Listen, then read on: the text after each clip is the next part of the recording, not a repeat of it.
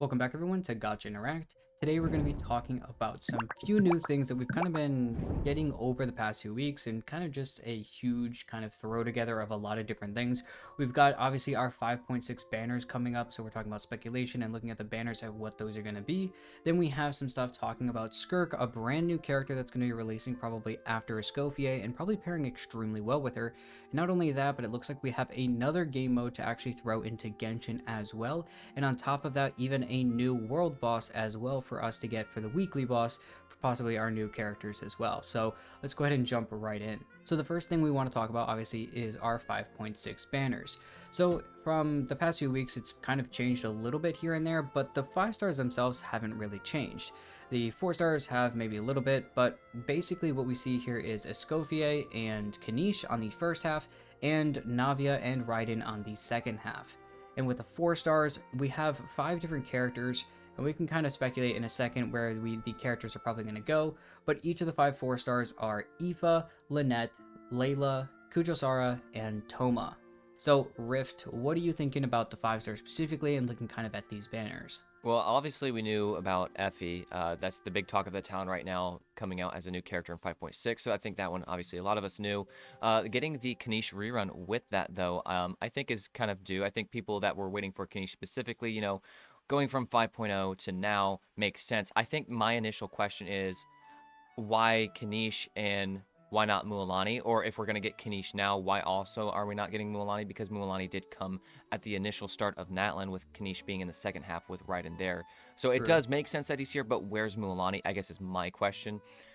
Because then on the second half, we're getting Navia Raiden, and then that may mean that Mualani is going to be around in 5.7. Very With Skirk, definitely, at possibly. least giving her, yeah, like with Skirk having a high chance to rerun there. Obviously, there's going to be a lot of characters at this point that it's like, okay, well, why are we getting this and why not that? There's just so many characters now, they can only do so many, so they kind of have to choose who they're doing. So the fact that if this is true, because this is all speculation, of course, if we're getting Kanish and Raiden here who reran together in 5.0, that means, okay, Mualani is going to be due pretty soon, maybe in 5.7, along with some others, Shilonen. We actually got Shilonen right now, she's live right now, so we've got that. And that makes sense because she's a very, very powerful character. So yeah, I really like these speculations right now. Obviously, once again, Effie getting Kanish Raiden. I think the Navia was pretty due. I don't think we had Navia at all in Natlan yet. At least you can correct me if I'm wrong, or someone in the comments can correct me if I'm wrong there. Navia, I think last time we had her was with Nilu in 4.7 or 4, I think 4.8 Yep. was Yeah, it when we was had later that. on. Yeah. So Navia has been due, and Navia still is one of the best Geo DPSs. I think she is the best Geo DPS, over Ito for sure. And we haven't seen a new character to kind of trump that. Shilonen's a support. Chiori's off-fielder. It's not Watch on-field out, you might DPS anger the so much Geo, as Navi. Yeah, I DPS might. mods Who over here. knows? The But look, I Ito think we can people. all agree, though, that Navia is probably objectively the best Geo DPS. I mean, still, even on, meta tier lists and, top DPS charts, Navia is still very close to the top. She hits like a truck, guys. So if you're looking for a Geo DPS, be looking out for that. So possibly 5.6 second half. And then with the 4 stars, Aoife, obviously, new character along there with Escoffier. We're kind of expecting that. The other 4 stars can be pretty subject to change from what we know. So that could be a toss-up, but in the past has also proven to be pretty accurate, especially with very recently what we have seen with Yansan and stuff like that. So take it with a grain of salt. But other than that, it's looking pretty good. Yeah, so to kind of jump on my thoughts, at least for what we have here, I like to see kind of the 5 stars, but specifically with the 4 stars, kind of throwing them in different pairs, if you will, for halves. There is no Uh-huh. shot. I think that Kujosara and Toma have to be with Raiden.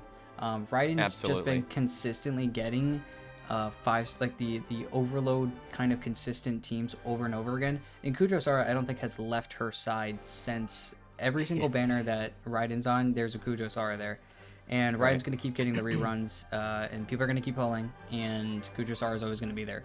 So I think Toma obviously kind of fits in that bill of the normal kind of Mm-hmm. overload set. Yeah, for Overload. I will say he could fit with Kanish. I I know a was lot of about to people do say, like with the yeah, burning. I was Yeah. just like taking a breath in, and then that's when you said that. I was like, yeah, and I was about to say, but technically, he'd also be a really good character for Kanish just for those burn teams.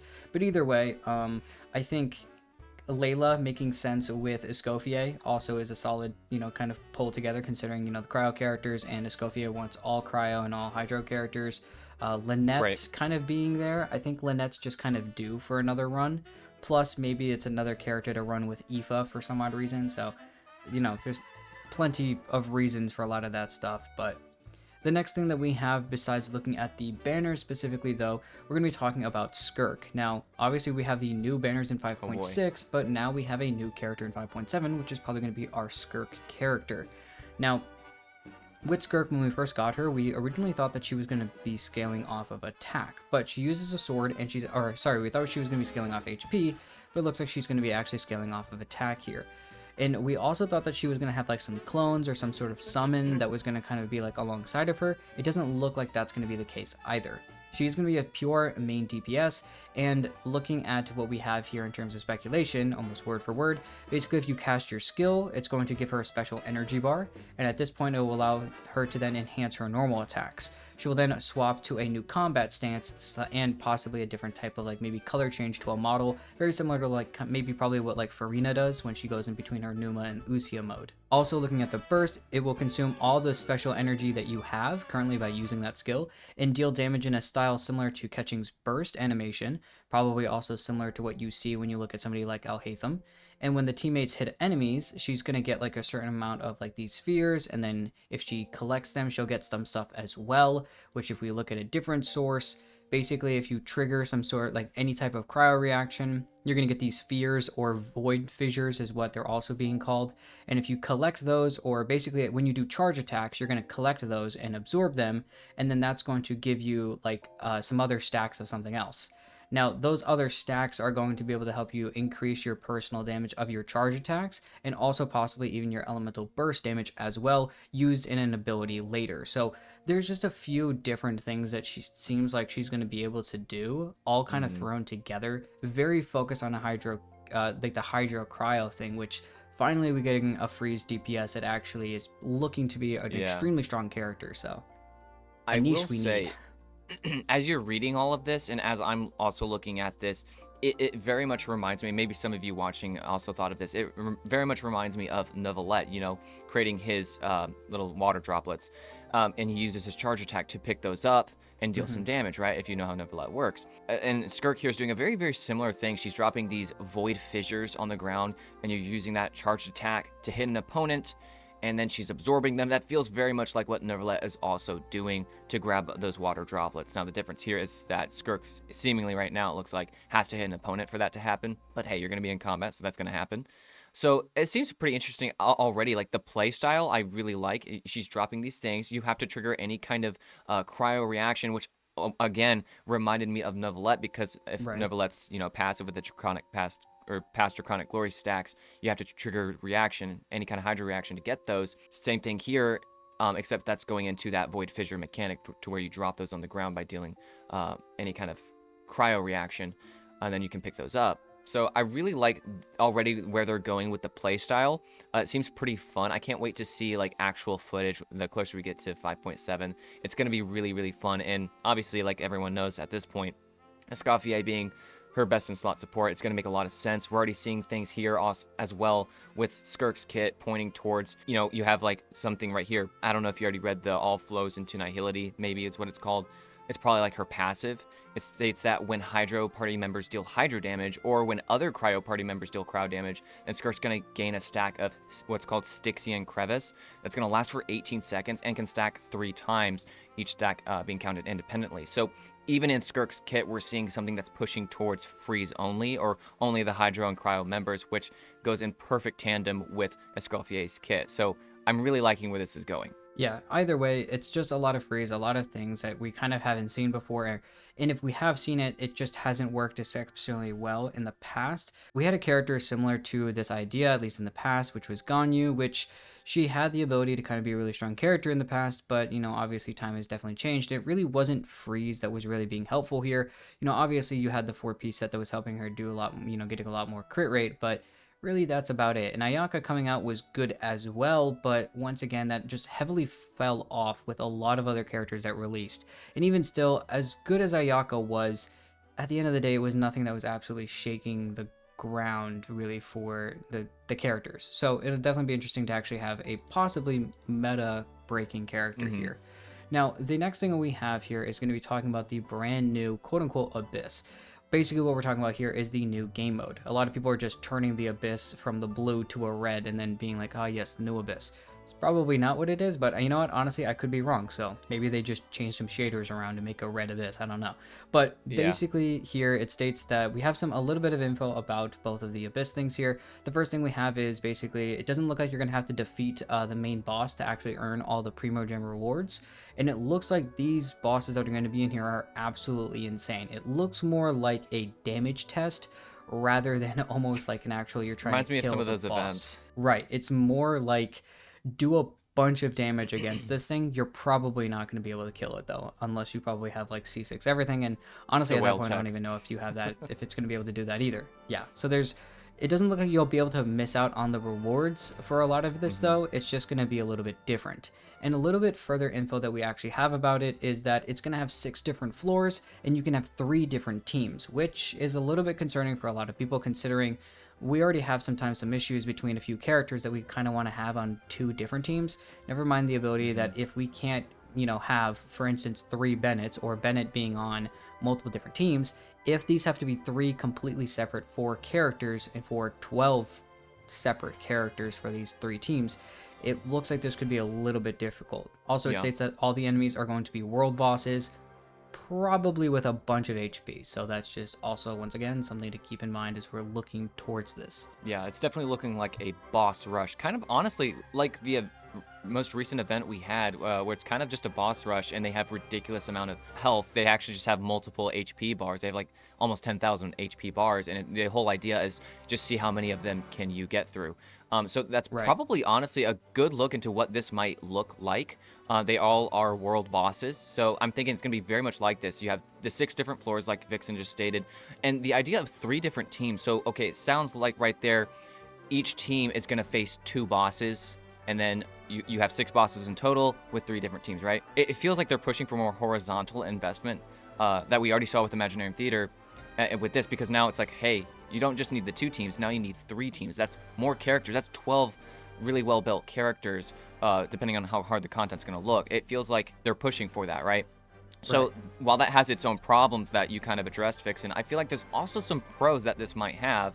Um, Things like, because a lot of people will talk about Shilonen's value now. That's been a recent talk. Is now that Janssen exists, is Shilonen even as worth it as she was in 5.1? And while there is a little bit of merit to that, Mawika's Melt Team still wants Shilonen, right? And now if we're going to get a new endgame content that is pushing for a 3rd team, that's actually going to mean that a lot of the support roster is going to have a little bit more value, because now you have to have 3 teams. So now we have one side that needs Bennett, we have one side that's going to need Kazuha, one side's going to still need Shilonen, so, or, substitute any one of those 3 within Yansan. There's more reason to have multiple supports at this point on your account for this kind of endgame content. Another reason to now you need to make sure that you have a 3rd really good DPS if you only have 2 or something like that. So you can kind of see where I'm going there with the pros, where now older supports actually have a reason to need to show up again, because now you need a 3rd team. So it's not that like, hey, if you have Bennett and you pulled Shilonen, it doesn't make Kazuha completely useless if you still have him. Now you have a 3rd team where he can still go, and he's like, okay, I'm helping out the team here and I'm best in slot for it or whatever. So that's some of the pros I'm kind of seeing with the idea of this new endgame content. Yeah, no matter how we look at it, anytime something's brought up new, there's going to be pros, there's going to be cons, and honestly, the way you look at it really Hmm. comes down to it as well. Really looking at kind of a positive or negative light. So I think both ways, like you said, I honestly am excited for it either way. It allows Oh more yeah. people to show different teams, so it'll be fun. The next thing we have is the new weekly boss. Now, this is what people are calling like the chess boss. Because it looks like there's going to be a king and a queen, and they look very similar to what you'd probably see with like almost the heads almost looking like the chess pieces themselves. So it looks like the location for this boss is actually going to be near basically like to the south of Windrise a little bit, or southeast side, sorry, so of Windrise. So that's kind of at least the idea, supposedly, where it's going to look like. In the first phase, you're going to need to defeat both pieces, so both of your chess pieces, you need to defeat them. And then in the second phase, the pieces are going to turn into a king and a queen. And if you defeat one of them then the other one is going to be kind of like the Kairagi, the Electro and Pyro Kairagi, that if you Yeah. the samurai basically, where if you defeat one and the other is like, still alive or whatever, and you break one, Hmm. the other one can kind of like kind of heal himself into a bigger amount. Whereas here it looks like the other one's just going to come right back to life. So as soon as you defeat it, if you don't defeat the other one quick enough and defeat them both in a certain amount of time frame, the other one's going to come back up as well. So you kind of need to basically bring them both down in a similar amount of fashion. I love this kind of design. Now, I know that might be a hot take too. A lot of people don't like bosses that have this Mechanics, kind of yeah. mechanic. There's a boss in Zenless that's like this that I most people don't like. I always personally liked this kind of mechanic because it's adding an element of difficulty that's not artificial. It's not just, all right, HP Add a bunch inflation, of we'll just yeah. give it artificial difficulty. This actually adds a mechanical elements of difficulty, and I like that. Actually think about the That game instead appeals of to just me, right? swing. I know exactly, and I love it. I love it so much. I was always wondering why we didn't see that in something like the Fontaine world boss with Capellia and Capellius. It doesn't really work that way. You just kind of defeat the 1 HP bar, and then the fight's over, kind of like anything else. And so I was like, oh, that could have been an opportunity to see something like that there, and we just don't. And even the Abyss version isn't like that either. It's still very much the Hmm. same, where you just kill the 1 HP bar, get rid of the cryo shield that it puts up. This isn't a world boss, so we're not going to be able to see this in the Abyss. I was kind of hoping for something like that, but because it is a weekly boss, that kind of thing can't happen. Either way, though, I'm excited to see how this fight's going to turn out, mechanically speaking, and also for like doing it in co-op. That'd be probably pretty fun, and making sure you're defeating just both of them at the same time to make sure the other one doesn't get back up. I just really like that kind of design, and so because of that, I'm really looking forward to it. Also, on a side note, I did look before the recording of this video at Escoffier for her weekly boss materials. It doesn't even look like it's going to be this. Now, this is subject to change, but what I saw right now is that it's actually still the primordial fire boss, the one in the Natlan quest, right? The Mawika boss, essentially, is what people call it. She looks like she's actually going to take that. Now, that could change to be this new chess boss. What that tells me is that Skirk may definitely take this, but at the same time, in my head, at least lore speaking, it would be, I guess, more lore accurate for Skirk to maybe take the Narwhal or something like that. That's just kind of where my headspace goes for her. But also, I did see that Aoife will be definitely taking the chess pieces, and I guess that's subject to change, but he looks like he will actually be taking this. And we do know that Aoife will be around the same time in 5.6 with Escoffier and this new boss. So just throwing that all out there for people who like to pre-farm. Yeah, no, there's some interesting things to go after here. But yeah, with the Escoffier going after the old stuff, that's still at least nice though, because people can still pre-farm that and take more time maybe with that. And then once Hmm. Aoife, if anybody actually even decides to build that man, then you guys can do that and just wait for the new bosses to come out. Besides that, that's basically everything we've got for today, looking at really just a lot of small things kind of, well, over time, they've been small things that have kind of slowly ramped up and had more actual meaningful information and actual maybe quote unquote meat on the bone, if you will, about actually what Hmm. to be said here. So obviously, as you guys are looking forward to the new banners, let us know what you guys are looking forward to. Those 4 or 5 stars, are you guys looking to maybe pull one of them? Or are you guys completely skipping? Are you guys going after the Escoffier and the Skirk kind of combo characters? Are you guys looking for maybe some of the 4 stars? Are you guys huge Aoife fans? Then, go ahead and let us know. Are you guys pulling for them or not? Are you guys waiting for Skirk? Let us know what you guys think of her kit, possibly maybe what she's going to do instead, or maybe kind of are you excited to use her in a specific fashion? And then also, what are you guys thinking about these new bosses and the new Abyss as well? There's a lot of good information here and a lot of good stuff to talk about, so go ahead and let us know your thoughts in the comments. Thank you again though for watching the video, and we'll see you guys in the next one.